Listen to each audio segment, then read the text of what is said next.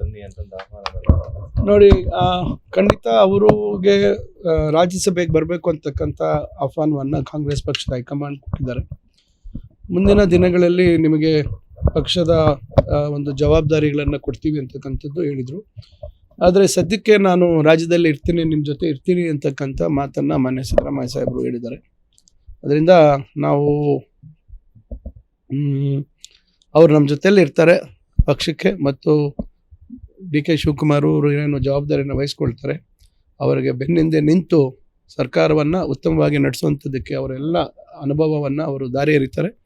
ಮತ್ತು ಮುಂದೆ 2028ಕ್ಕೆ ಮತ್ತೊಮ್ಮೆ ಕಾಂಗ್ರೆಸ್ ಪಕ್ಷ ರಾಜ್ಯದಲ್ಲಿ ಬರುವಂಥದ್ದಕ್ಕೆ ಅವರು ಸಹಕರಿಸ್ತೀರಿ ಅಂತಕ್ಕಂಥ ಮಾತನ್ನು ಭಾಳ ಮನಸ್ಫೂರ್ತಿಯಾಗಿ ಅವರು ವ್ಯಕ್ತಪಡಿಸಿದ್ದಾರೆ.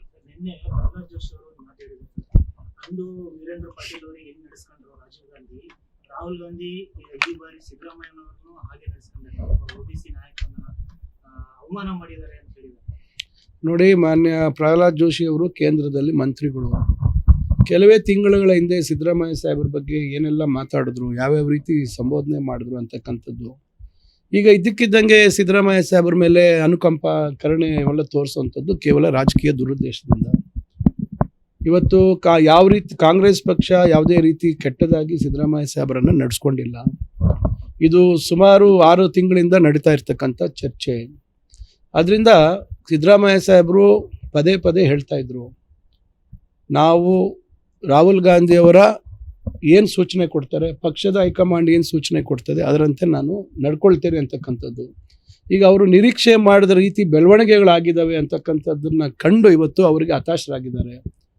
ದಯವಿಟ್ಟು ನಾನು ಮಾನ್ಯ ಪ್ರಹ್ಲಾದ್ ಜೋಶಿ ಅವರಿಗೆ ನೆನಪು ಮಾಡಲಿಕ್ಕೆ ಬಯಸ್ತೇನೆ, ಯಾವ ರೀತಿ ಯಡಿಯೂರಪ್ಪನವರನ್ನು ನೀವು ಬದಲಾವಣೆ ಮಾಡುವಂಥ ಸಂದರ್ಭದಲ್ಲಿ ಏನೆಲ್ಲ ಒತ್ತಡಗಳು ಹಾಕಿದ್ರಿ, ಏನೆಲ್ಲ ಮಾಡಿದ್ರಿ. ಕಡೆಗೆ ಯಡಿಯೂರಪ್ಪನವರು ಕಣ್ಣಲ್ಲಿ ನೀರು ಹಾಕ್ಕೊಂಡು ಹೋಗಿ ರಾಜಭವನಕ್ಕೆ ರಾಜೀನಾಮೆಯನ್ನು ಸಲ್ಲಿಸಿದ್ರು. ಆ ರೀತಿ ಸಿದ್ದರಾಮಯ್ಯನವರು ಆ ರೀತಿ ನಡ್ಕೊಳ್ಳಿಲ್ಲ, ಆ ರೀತಿ ಮಾಡಲಿಲ್ಲ.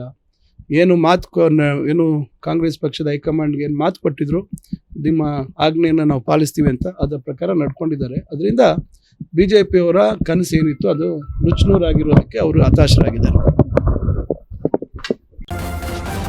ನ್ಯೂಸ್ ಫಸ್ಟ್, ನಿರ್ಭೀತಿಯಿಂದ ನಿಮ್ಮ ಪರವಾಗಿ.